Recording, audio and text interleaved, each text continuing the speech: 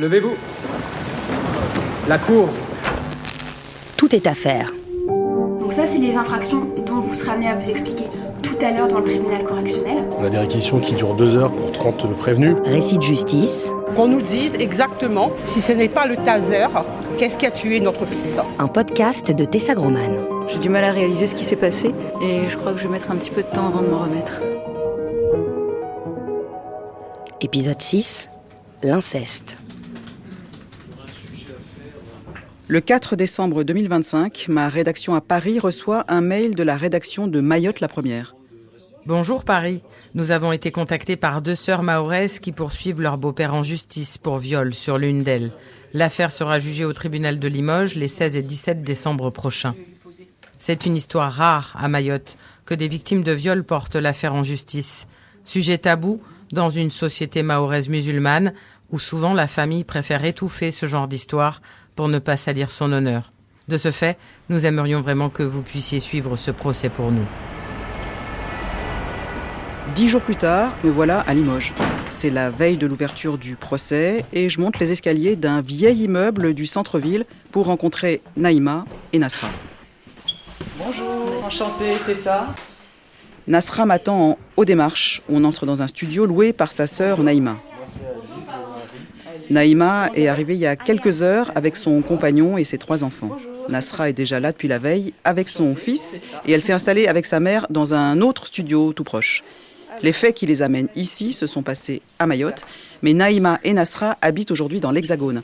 Et l'accusé aussi, il vit à Limoges. C'est là où l'instruction, c'est-à-dire l'enquête judiciaire, a été ouverte. Et c'est donc là aussi que se passe le procès. Naïma a 33 ans, Nasra 30 ans et l'accusé 63 ans. Il va être jugé pour viol commis sur mineur par une personne ayant autorité sur la victime. Pour Naïma. Corruption de mineur de 15 ans. Pour Nasra. Naïma a porté plainte en 2016. Nasra va se joindre plus tard à la procédure judiciaire.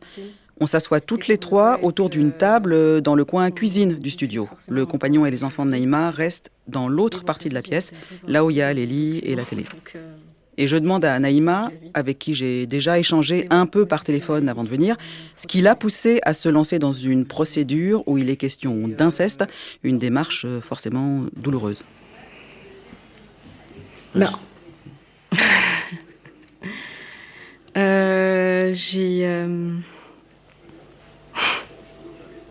J'ai pas envie de me taire en fait. Je vous l'avais déjà dit, je suis pas un cas isolé. Et malheureusement, on en parle quand même un peu plus ces dernières années. Mais à quoi ça sert de parler juste parler. Des personnes, faut quand même dire qu'en fait on nous a fait du mal, que ces personnes en fait soient entre guillemets affichées, qu'on sache en fait que c'est des personnes qui ont fait du mal à des enfants, parce qu'il faut le dire, j'avais entre 8 et 10 ans. Hein. C'est quand même pas des choses à vivre à cet âge-là. Naïma a porté l'affaire devant la justice près de 15 ans après les faits qu'elle dénonce. Le déclencheur, ce sont des flashbacks de ce qu'elle se rappelle avoir subi. Ces scènes lui sont revenues en 2016. Parce qu'il faut savoir que moi, dans toute cette histoire, je savais qu'il s'était passé quelque chose, j'ai toujours su en fait. Parce que ça, j'ai pas oublié qu'il s'était passé quelque chose. Mais c'est tous les détails, tout ce qui s'est passé, dans les endroits, Moi, aujourd'hui, je peux vous dire exactement l'emballage du préservatif, la couleur. Alors que ça, avant les flashbacks, j'avais pas le souvenir de la couleur. Et en fait, il y a eu début 2016, donc tous mes revenus. Et je me suis d'abord, moi, soignée, entre guillemets, je me suis fait suivre à ce moment-là, parce que j'en avais besoin. Et je crois que c'était en février que tous mes revenus, puis il y a eu de février jusqu'en juillet. En juillet, elle se décide à porter plainte. Il fallait que j'arrive... en fait, c'était... J'ai l'impression qu'en fait, les personnes qui étaient autour de moi, donc mon compagnon et mes enfants, payaient, alors que c'était... ils n'avaient rien demandé, ils n'étaient pas là à l'époque quand j'ai vécu. Donc c'était à la base pour eux. Et puis je pensais naïvement que ça allait être très rapide et très facile. Donc je me dis, allez, on y va. Enfin, moi, vraiment, quand je dis naïvement, c'est que je me voyais à l'époque, je porte plainte, un an après, il est en prison. Hein. Non, on est en 2025, donc ça fait quasiment 10 ans après. Mais bon, on est là, et je l'ai fait. Voilà. 10 ans de procédure, c'est long. Je vous résume. Naïma porte plainte en 2016, elle est entendue par la police, puis un juge d'instruction prend le relais, comme c'est souvent le cas pour les affaires graves. L'enquête se passe à Limoges, où vit l'ex-beau-père de Naïma, mais aussi à Mayotte et même aux Comores, où il est né. Naïma accuse son ex-beau-père de l'avoir violée et, au départ, sa sœur Nasra la soutient en tant que témoin dans sa démarche. Parce que Nasra se rappelle avoir vu Naïma se faire violer. C'est ce qu'elle raconte à la police le jour où elle est interrogée. Elle leur dit aussi que son beau-père ne l'a pas violée, mais qu'il l'a forcée à regarder des films porno. Alors un jour, elle change de statut et passe de témoin à victime. Ça s'est passé quand elle a accompagné Naïma à la cité judiciaire de Limoges.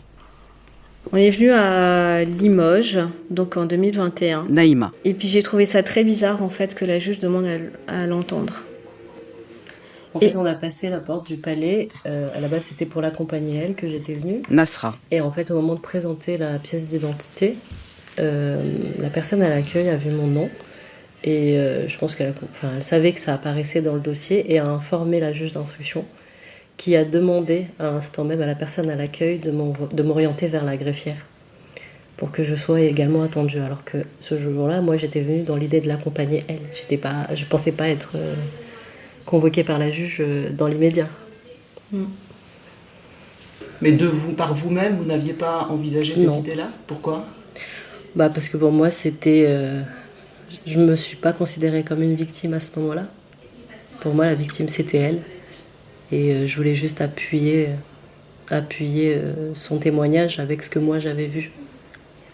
J'ai vu de choses que j'aurais pas dû, j'ai assisté à des choses que je devrais pas. Et donc moi, lorsque ma sœur a porté plainte, je voulais témoigner de ce dont j'avais été témoin.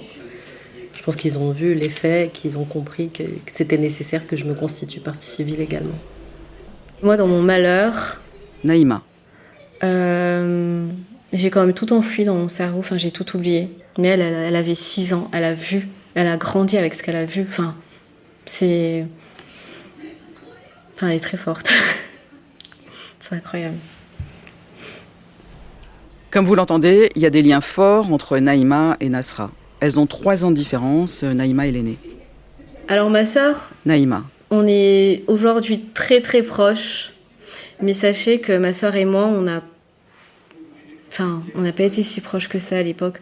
Moi, je me rappelle, à l'époque, quand elle était en 6e, elle est venue me voir et elle m'a dit, voilà, ce qui s'est passé, j'en ai parlé à sa meilleure amie, et que je l'en voulais tellement, mais tellement, je l'en voulais parce que pour moi, j'étais responsable et qu'elle a fait, elle a parlé des choses que moi-même, j'ai pas envie d'assumer, parce que je pense à l'époque, j'étais responsable.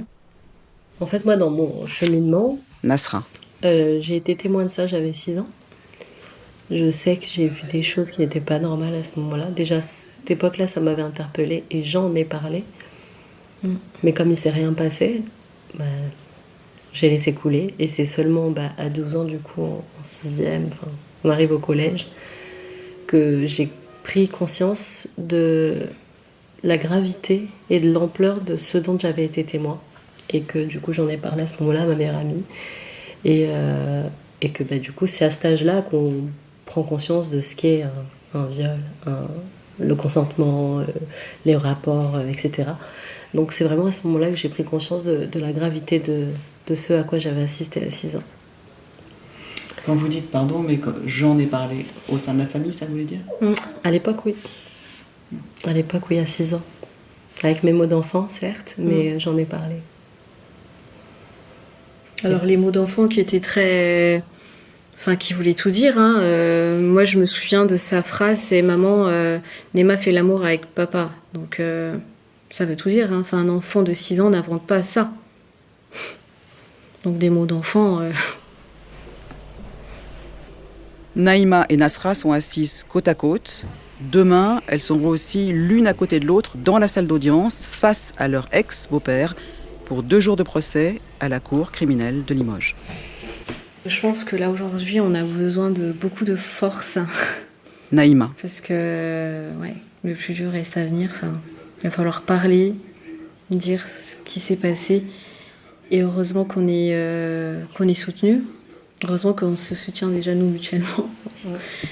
Mais ouais, voilà. Et du coup, vous vous sentez comment là, à la veille du procès, l'une et l'autre? C'est difficile à décrire. Vous savez, un mélange de stress, d'angoisse, de fatigue, de tout ça en fait. Mais en même temps, l'obligation de trouver la force de continuer, d'aller au bout, parce que... Nasra. Dire, on n'a pas fait tout ça pour rien. Et puis, les années qui se sont écoulées, toutes les larmes, les peurs, les angoisses, le stress, qu'on ne peut pas abandonner maintenant, quoi. Donc, malgré la fatigue, malgré l'épuisement, malgré peut-être par moments le ras-le-bol, parce que ça a mis du temps, et ben on est obligé d'aller au bout, parce que c'est nécessaire, et puis on espère obtenir justice. Merci. À demain. Au revoir.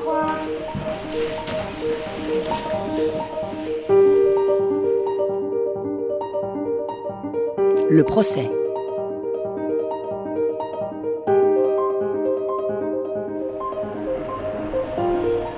Mardi 16 décembre, 9h du matin, la salle des pas perdus du palais de justice de Limoges. Je suis en avance et j'ai eu l'autorisation de prendre des photos de l'intérieur de la salle d'audience avant l'ouverture du procès. Alors j'y vais.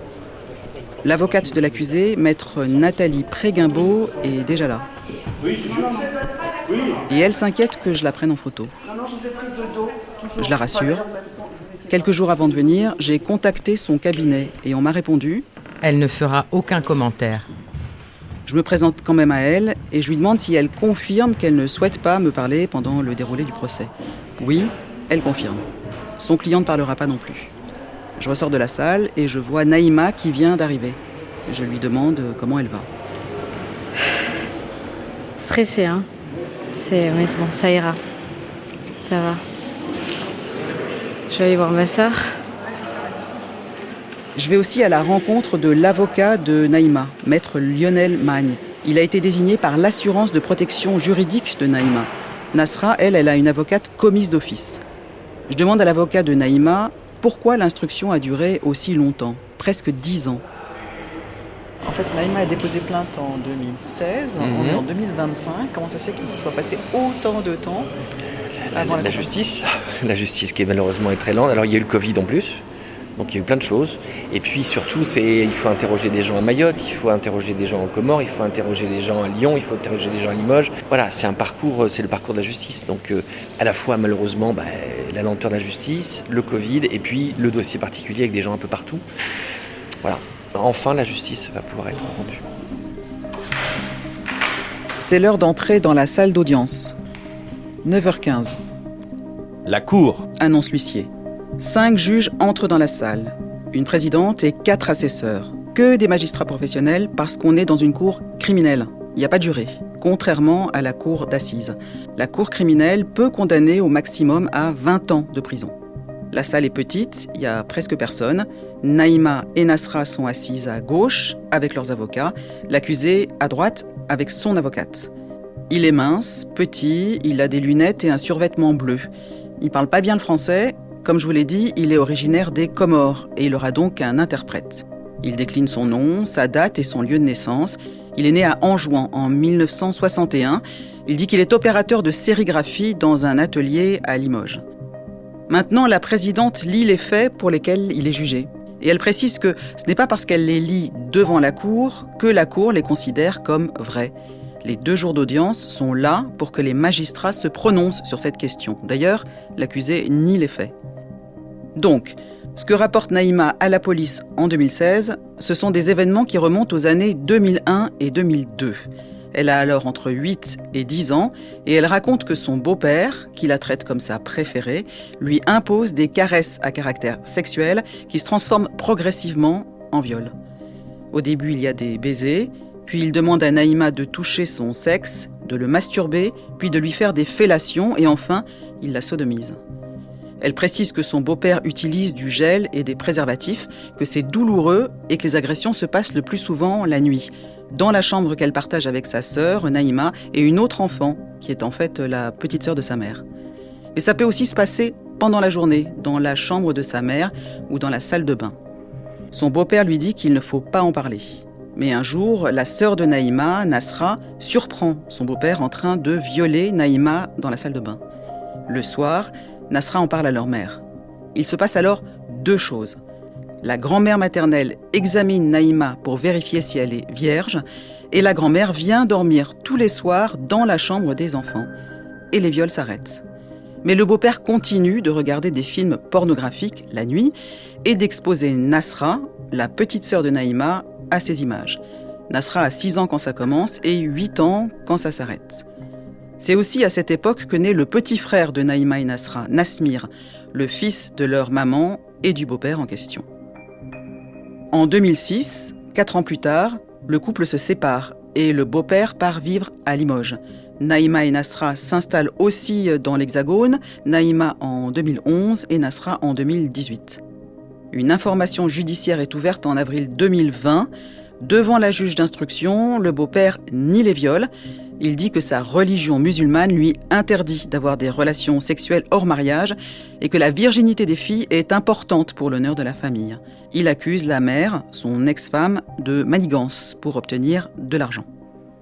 En mai 2024, il est mis en examen pour viol aggravé et corruption de mineurs. Et ce sont pour ces faits qu'il comparaît aujourd'hui. Fin du rappel des faits et de la procédure. Il est 9h40. La présidente demande à l'accusé de venir à la barre. Quelle est votre position par rapport aux faits qui vous sont reprochés ? L'accusé. Je peux pas accepter. Depuis que je suis né, j'ai jamais fait des trucs comme ça. Jamais, jamais. La présidente. On comprend que vous niez les faits. Maintenant, la présidente interroge l'enquêtrice de personnalité. Elle a rencontré l'accusé et interrogé ses proches. Son rôle, c'est de dire qui il est devant la cour. Son enfance, son parcours de vie, son travail, tout ce que lui et ses proches ont bien voulu lui raconter.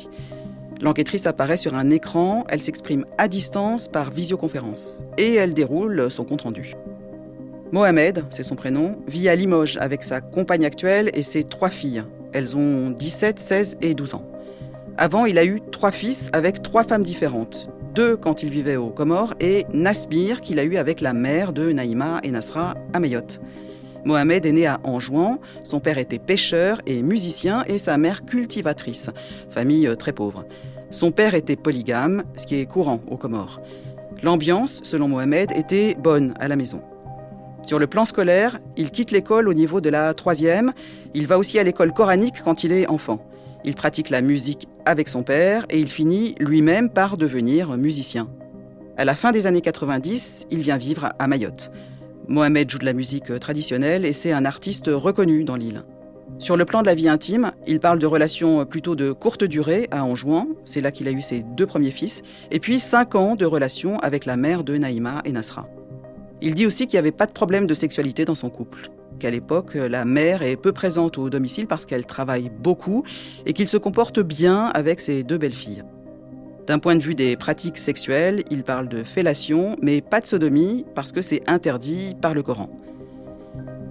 En 2006, il quitte brusquement Mayotte pour soigner son diabète à Limoges. La mère de Naïma et Nasra lui reproche de ne pas lui donner d'argent pour leur fils, lui dit qu'il l'aide régulièrement. Il n'a pas d'antécédents judiciaires, son patron dit que c'est un employé exemplaire et globalement, les personnes interrogées le décrivent comme quelqu'un de calme et patient. Fin du compte-rendu de l'enquête de personnalité.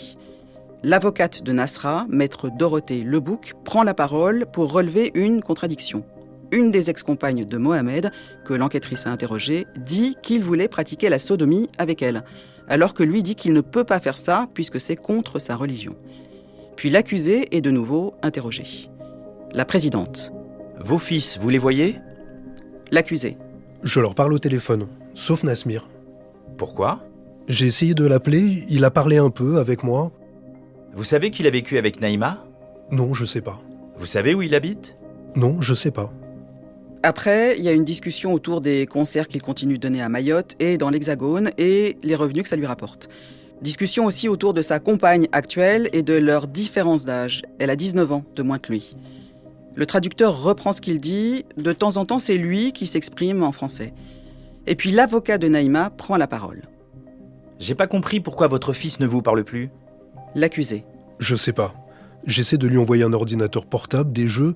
Tout d'un coup, il s'est bloqué, je sais pas pourquoi. L'avocat. Vous pourriez le reconnaître s'il était là? Il répond pas. L'avocat. Il est dans la salle. L'accusé ne se retourne pas, mais il se met à pleurer. Naïma, elle, se retourne pour regarder son frère. Nasmir est assis au fond de la salle. Il est venu de Lyon pour soutenir sa sœur. Naïma m'en a parlé quand je l'ai eu au téléphone avant le procès. À l'âge de 15 ans, Nasmir a quitté Mayotte pour venir habiter chez Naïma, jusqu'à son bac. Puis il est parti faire des études à Lyon, où il vit encore. Aujourd'hui, il a 23 ans. Il sera présent les 2 jours du procès et à toutes les pauses, il est aux côtés de Naïma et de son compagnon dans le hall du palais de justice. Maintenant, la cour écoute une policière chargée de l'enquête. Elle a interrogé l'accusé en juin 2018. La présidente. Dans quel état d'esprit se présente-t-il à sa garde à vue? L'enquêtrice. Il semblait pas surpris. Il est venu à l'heure. C'était difficile de communiquer avec lui parce qu'il n'avait pas d'interprète. Elle dit que pendant la garde à vue, l'accusé lui parle d'un désaccord avec son ex-femme sur un prêt à rembourser à la banque. Pour lui, c'est la raison qui pousse ses belles-filles à l'accuser de viol. Il parle de complot. L'enquêtrice dit aussi que la mère de Naïma et Nasra, qui a été interrogée à Mayotte, confirme les faits de viol. Pause. Je sors, je m'approche de Naïma et je lui demande comment elle se sent.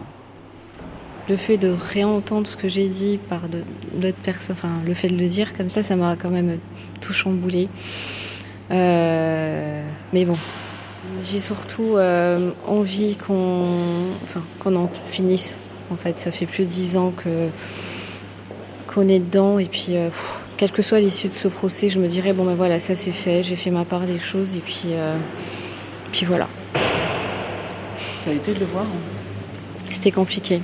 Je sais pas si vous l'avez vu, au début j'étais en face de lui, à côté de mon avocat. Et puis j'arrivais pas. C'était très compliqué, donc mais ouais. C'est comme ça, fallait que je voie. Enfin je savais que j'allais venir le voir, donc Il est 12h30. Tout le monde part déjeuner. Rendez-vous dans la salle d'audience à 14h.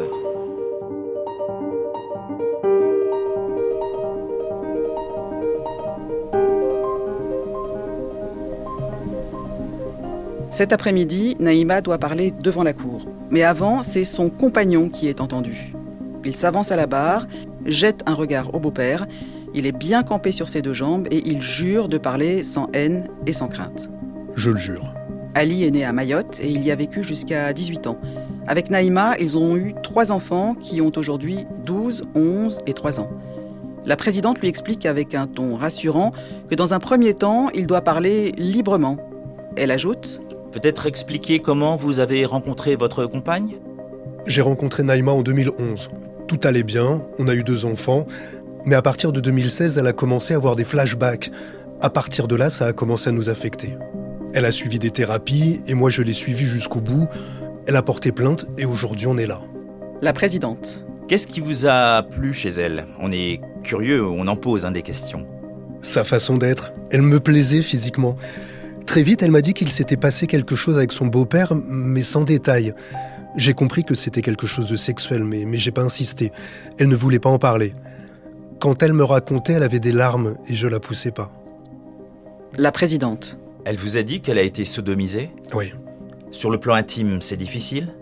Non, faut juste la comprendre quand elle dit non. Sur le banc de la partie civile, Naïma s'effondre. Nasra la réconforte. Il est 14h50 et Naïma s'avance à la barre. La présidente. On vous écoute. J'ai très peu connu mon papa biologique. Quand il est arrivé... Son beau-père? J'étais heureuse de pouvoir enfin dire papa. Au début, c'est vrai que je le trouvais très très gentil. Je me rappelle d'un jour où il m'avait demandé ce que je voulais. Je voulais du raisin. Je n'en avais jamais mangé avant.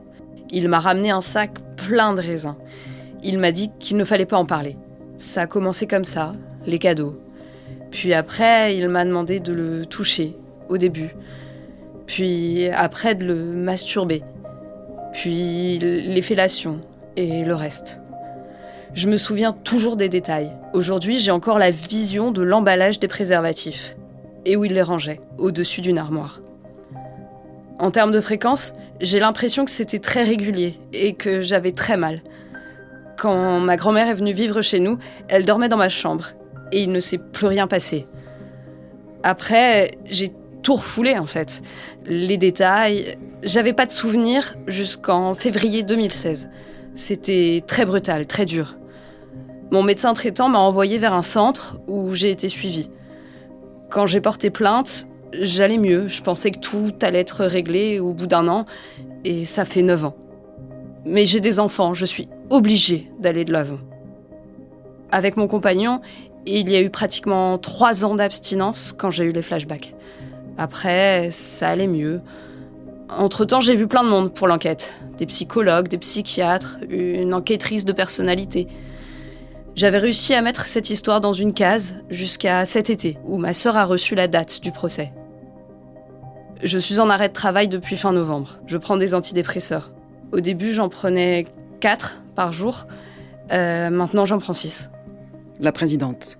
Les viols se passaient quand? Naïma. Dès qu'il avait envie de le faire. La seule chose qu'il me disait, en mahorais, c'était de me pencher. Un jour, quand il a terminé, il m'a mis à la douche pour me rincer, mais j'ai pas vu de sang. La présidente. Vous aviez dit qu'il n'était pas violent, mais vous aviez peur quand même? Naïma. C'est son regard qui me faisait peur. La présidente. Sur les films pornographiques, qu'est-ce que vous pouvez dire? J'ai le souvenir d'une seule fois. Il nous gardait ce soir-là, on faisait le bazar, et il nous a assis sur le canapé. Et c'est ça qu'il était en train de regarder à la télévision. La présidente. Monsieur S dit qu'il n'y avait pas de chaîne où on pouvait regarder ce genre de film à Mayotte. Naïma. En fait, à l'époque, pour avoir ces chaînes, il fallait prendre un abonnement à Canal+, ou Antenne Réunion. Ma mère avait pris un abonnement Canal+. La présidente. Vous avez dit que vous aviez subi des pressions pour retirer votre plainte. De qui? De ma mère. Au début, c'était lié à la magie noire. Elle me disait « Pense à tes enfants si tu meurs à cause de la magie noire ». La mère de Naïma avait peur que l'ex-beau-père jette un mauvais sort à Naïma. La présidente. Vous pouvez revenir sur l'histoire des 3 000 € de votre mère? Avec mon compagnon, on avait besoin d'argent pour acheter une voiture. J'ai demandé à ma mère de nous aider, mais ma mère ne voulait pas que je porte plainte. Finalement, elle a fait le virement, mais elle m'a dit « Pense à ton mari et à tes enfants et oublie cette histoire ». La présidente. Du coup, vous l'avez gardé cet argent? Naïma. Oui, mais j'ai quand même porté plainte. Vous ressentez quoi aujourd'hui? J'avais de la colère, de la haine. J'ai plus tout ça. Il me fait de la peine. Si on fait ça à un enfant, c'est qu'on doit pas être bien. Mais il reste quand même un peu de dégoût. Vous en voulez à votre mère de ne pas vous avoir protégé? Au début, je pouvais la comprendre un petit peu parce que c'était son mari. C'était un peu compliqué comme situation. C'est plutôt l'histoire des 3 000 € qui m'a fait mal. Mais ça va mieux maintenant, on n'en parle pas. J'ai compris qu'elle s'en veut. Je lui ai demandé de venir de Mayotte pour le procès. Elle est ici, à Limoges. Elle garde les enfants. Dans mon malheur, j'ai eu la chance d'être entourée. Ma sœur, mon compagnon, mon frère. Je sais pas si j'aurais pu le supporter sans eux. La présidente. Vous y croyez, vous, à la magie noire? Non, je serais pas là sinon. Et à la justice? Oui. Naïma souffle et retourne s'asseoir. La cour entend maintenant les experts qui l'ont interrogée pendant l'instruction. Une médecin légiste, un psychiatre et une psychologue. On apprend que Naïma a fait une tentative de suicide vers l'âge de 17 ans, qu'elle a eu une adolescence solitaire et qu'elle consommait de l'alcool et du cannabis. À une psychiatre, elle confie « J'ai toujours pensé que j'avais fait quelque chose qui avait provoqué ces faits. » Une posture qu'on a souvent chez les personnes qui ont vécu des violences sexuelles très jeunes, explique l'experte devant la cour. La psychologue avance que seuls 10% des enfants victimes de violences sexuelles sont capables de révéler les faits au moment où ça arrive. La présidente lui répond « C'est pour ça que le législateur a prévu des périodes plus longues pour permettre aux victimes de poursuivre. » La psychologue a aussi rencontré Nasra. Contrairement à Naïma, elle pense que Nasra n'était pas à la recherche d'un père de substitution. Et d'ailleurs, son beau-père l'a frappée régulièrement, ce qu'il ne faisait pas avec Naïma. Nasra avait peur de lui. Il l'a réveillée pour regarder des films porno, ce qui a provoqué chez elle, je cite l'experte, une vision biaisée de la sexualité nourrie de violences et d'images dégradées des femmes. Plus tard, elle a eu des comportements sexuels à risque, avec des partenaires multiples et une consommation d'alcool. Sur son siège, Nasra pleure. Naïma la console. En fin de journée, l'accusé est de nouveau interrogé. La présidente. On a entendu les experts qui disent qu'il y a eu des traumatismes. Vous maintenez que vous n'avez rien fait ? L'accusé. Tout ce que les victimes ont expliqué, j'entends, mais je comprends pas tout. Tout ça, c'est pas vrai. Naïma tient le bras de Nasra. La présidente. Nasra dit que vous avez été violent avec elle. Je l'ai jamais tapée. Naïma dit que vous ne l'avez jamais frappée, mais qu'avec votre regard, elle avait peur de vous, que rien qu'au regard, elle savait qu'il y aurait un acte sexuel. Vous dites quoi ? J'ai jamais fait peur à un enfant. Vous alliez dans la salle de bain avec Naïma ? Non, je suis musulman pratiquant. Les filles parlent d'un abonnement à Canal+. Non, il n'y avait que RFO.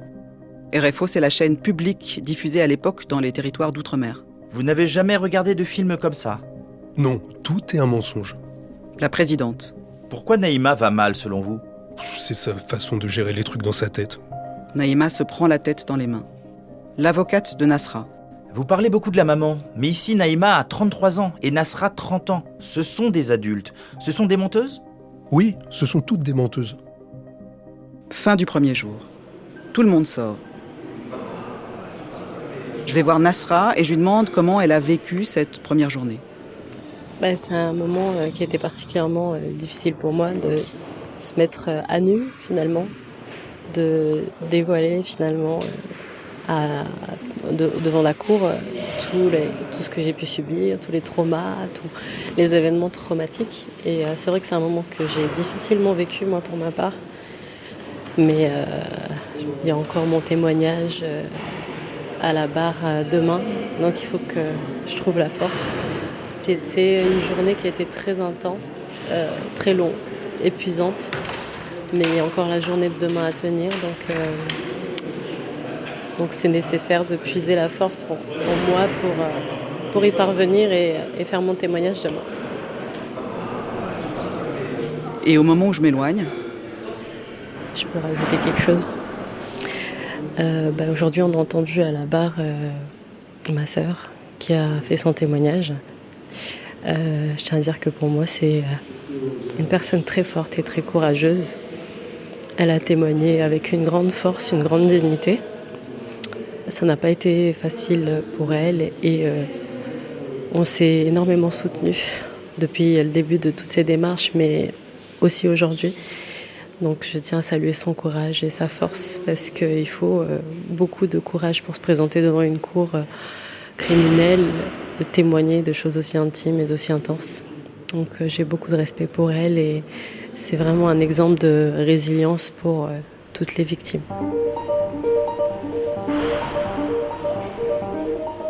On quitte le palais de justice. Demain, c'est Nasra qui va parler devant la cour.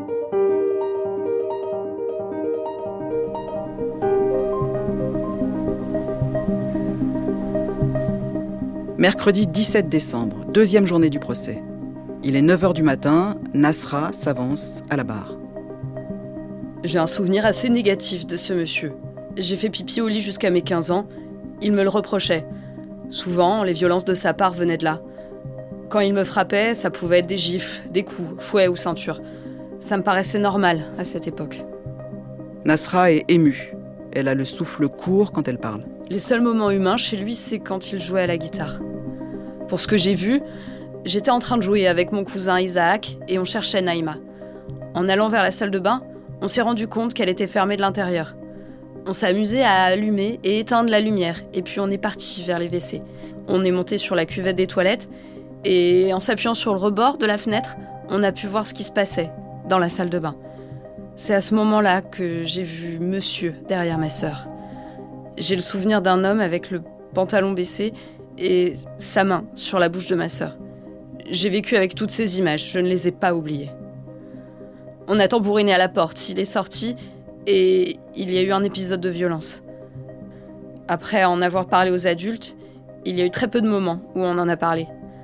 Moi et ma sœur, on a vécu avec ces traumas. Quand je suis arrivée au collège, j'en ai parlé à ma meilleure amie. À ce moment-là, j'ai pris conscience de la gravité de ce dont j'avais été témoin. Mon rapport à la sexualité a été difficile après. J'ai eu des moments déviants. J'assimilais le rapport sexuel à de la violence. Ma présence aujourd'hui, c'est surtout pour soutenir ma sœur et qu'elle obtienne justice. Il est 10h, l'audition de Nasra est terminée. Elle sort de la salle d'audience. Maintenant, la cour veut aussi entendre la compagne actuelle de l'accusé. Elle s'avance à la barre, ouvre son manteau, se retourne et jette un regard noir sur Naïma. Elle a un pull blanc sur lequel est inscrit le mot « amour ». Elle explique que ça fait 18 ans qu'elle est avec Monsieur S, qu'elle a 3 filles avec lui, qu'il est très respectueux et qu'il a été éduqué dans les lois de l'islam. Il est très complice avec sa fille aînée qui veut, dit-elle, faire du droit depuis cette histoire. Elle rajoute que c'est un homme juste, mais pas attentionné. Ensuite, elle revient sur les faits. Aux Comores, les enfants ne restent jamais seuls. Tout ce qu'ils disent là, à l'histoire, c'est inventé par leur maman, pour l'argent. La présidente. Vous savez ce que votre mari risque ? L'épouse. Je sais pas combien d'années. La peine maximale est 20 ans. Vous en avez parlé ? Oui. Après, 2 amis de l'accusé viennent témoigner l'un après l'autre à la barre. Ils dressent le portrait d'un homme sans histoire, qui s'entend avec tout le monde, qui respecte les femmes et qui est un grand musicien. Maintenant, c'est l'heure des plaidoiries. Ça commence toujours par la partie civile, et c'est l'avocat de Naïma qui commence. Il dit « Je n'ai presque pas besoin de plaider. Tout a été dit, et Dieu sait s'il en faut du courage. Du courage pour cette petite fille de vivre ce qu'elle a vécu et de se taire. De se dire « c'est ça la vie, les papas font ça à leur enfant ». Nasra passe la main dans le dos de Naïma. Le courage de se dire qu'on a bien été violé. Le courage devant l'homme qu'on aime de raconter son intimité. Devant sa sœur, se rappeler ce qui s'est passé. Quel que soit le verdict, Naïma sera venue là pour dire qu'il fallait pas faire cela à cette petite fille. Que la justice passe et que la petite fille de 9 ans puisse se dire « j'ai bien fait d'être là ». L'avocat de Naïma cède sa place à l'avocate de Nasra. Elle parle aussi de courage et de dignité. Et puis elle revient sur l'argument de la religion qui interdit le viol d'enfants. Nous savons qu'il existe un scandale autour d'abus d'enfants dans l'Église. Se cacher derrière les remparts des principes religieux, c'est juste une stratégie. Et elle termine en disant « Ce que vous demande Nasra, c'est que cette confiance qu'elle a dans votre justice, vous ne la trahissiez pas. » Il est 15h. L'avocate générale se lève. C'est le moment du réquisitoire. La magistrate commence par les accusations de viol, des faits crédibles, parce que, selon elle, les déclarations de Naïma et Nasra sont précises et circonstanciées. Exemple, Naïma se souvient de la couleur des préservatifs qu'utilisait son beau-père, jaune et noir. Autre exemple, les 2 sœurs décrivent précisément la disposition des lits dans leur chambre ou de la salle de bain dans la maison.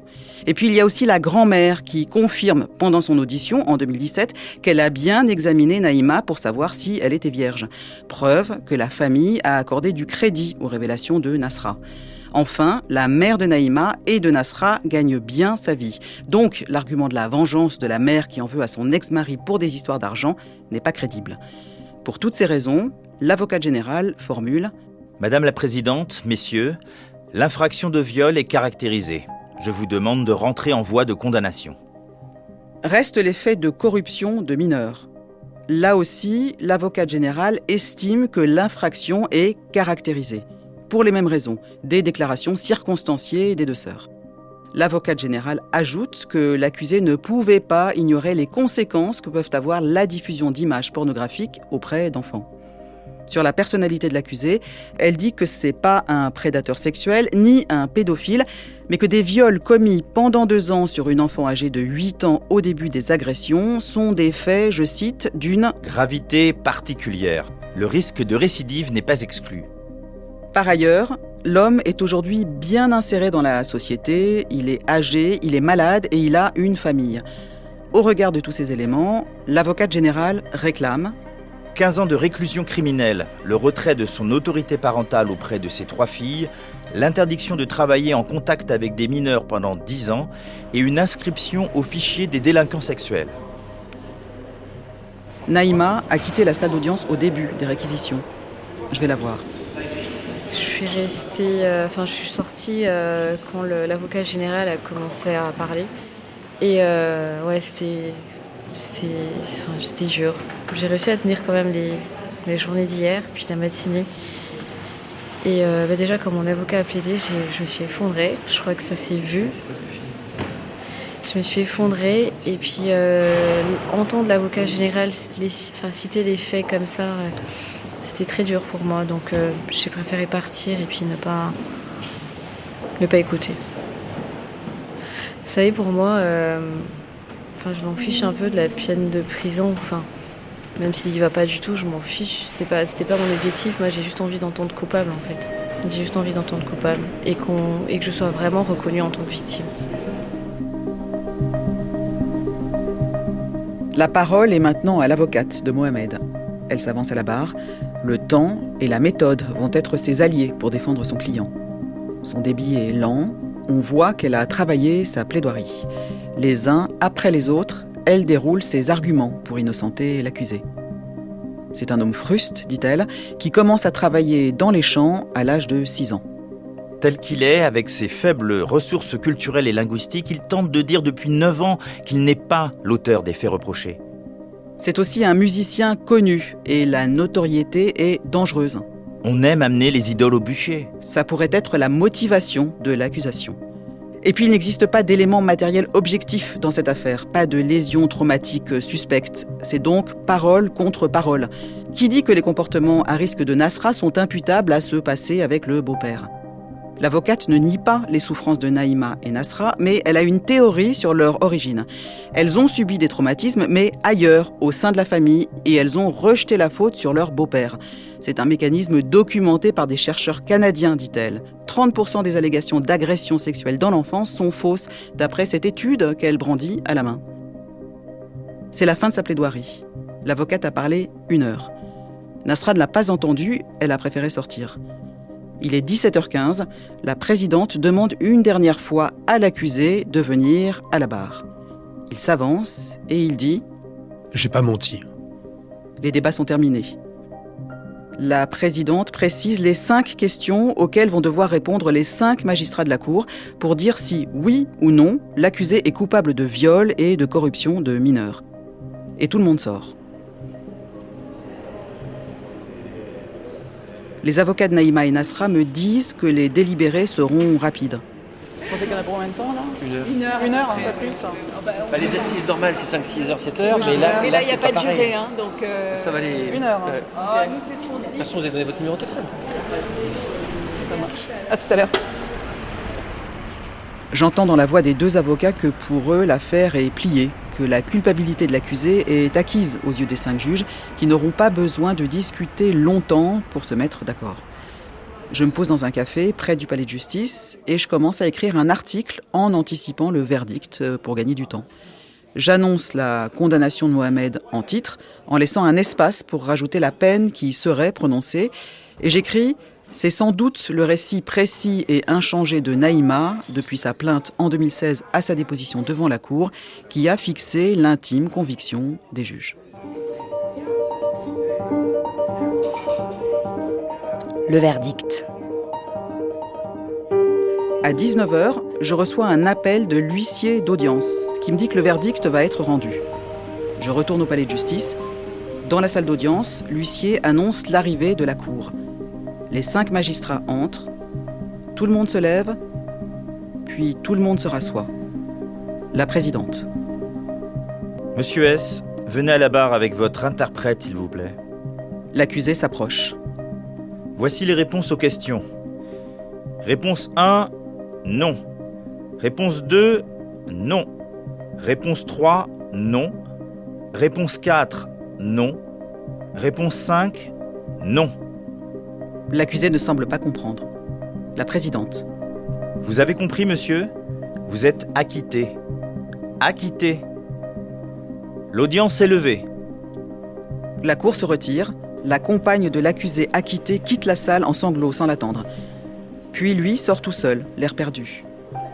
Dans le hall, c'est l'incrédulité du côté des parties civiles. Les avocats de Naïma et Nasra ont l'air abasourdis. Naïma est révoltée. Non, mais il n'y a pas de calme-toi. En fait, ça fait 2 jours que je viens. Ça fait 9 ans que je suis là pour rien. Il n'y a pas de calme-toi. Je me retiens depuis hier, en fait. Depuis hier, je suis calme, je suis digne.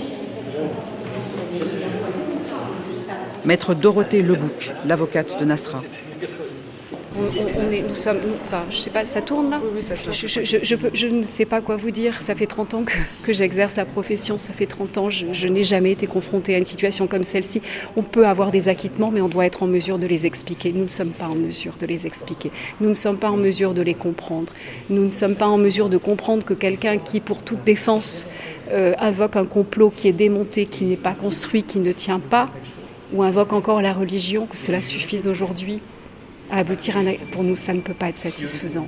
Nous n'avons pas la possibilité, en tant qu'avocats des parties civiles, de faire appel. Nous espérons. Épilogue.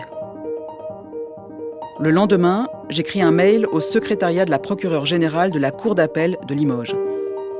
Bonjour, je reviens vers vous à l'issue du procès en cour criminelle auquel j'ai assisté les 16 et 17 décembre dernier. Nous souhaiterions connaître les motivations du verdict qui n'ont pas été formulées au moment où il a été rendu. Serait-il possible de les obtenir ? Par ailleurs, serait-il possible d'être notifié si ce procès fait l'objet d'un appel de votre part ? Je vous remercie par avance. Le 23 décembre, je reçois un mail en retour. Bonjour, je vous confirme que le parquet général a fait appel de cette décision. L'arrêt ne comporte pas de motivation. Cordialement.